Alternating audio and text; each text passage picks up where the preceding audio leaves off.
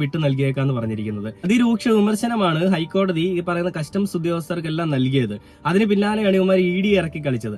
ഇനിയൊരു ഹർജി പരിഗണനയിലേക്ക് വരുമ്പോൾ ഹൈക്കോടതി ഏത് രീതിയിൽ പരാമർശം നടത്തുമെന്നും ഹൈക്കോടതി ഏത് രീതിയിൽ അതിനെതിരെ പ്രതികരിക്കുമെന്ന് അറിയാവുന്നത് കൊണ്ട് തന്നെയും ആ ഒരു പേടിയിൽ കൂടി തന്നെയായിരിക്കാം ദുൽഖർ സൽമാന്റെ വാഹനം വിട്ടു നൽകാൻ വേറൊരു കാരണമായതെന്ന് നമുക്ക് വേണമെങ്കിൽ അനുമാനിക്കാം. അപ്പോൾ ഈ ക്രിസംഗി കുട്ടന്മാരുടെ ഈഗോ സാറ്റിസ്ഫാക്ഷൻ തീർക്കാനായിട്ട് തന്റെ വണ്ടി വിട്ടുകൊടുക്കില്ല എന്നുള്ള ദുൽഖർ സൽമാന്റെ ഒരു ധാർഷ്ട്യം അല്ലെങ്കിൽ ദുൽഖർ സൽമാന്റെ ഒരു ആണത്തത്തോടു കൂടിയുള്ള നിൽപ്പ് ബലം കണ്ടിട്ടുണ്ട്.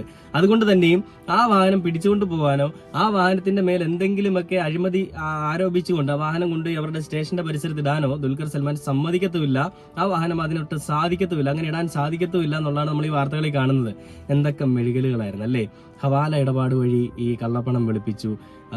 ദുൽഖർ സൽമാൻ ഭൂട്ടാനിൽ പോയി ആർമി ഉദ്യോഗസ്ഥനെ കൊന്ന് അവിടുന്ന് വാഹനം എടുത്തുകൊണ്ട് വന്നു.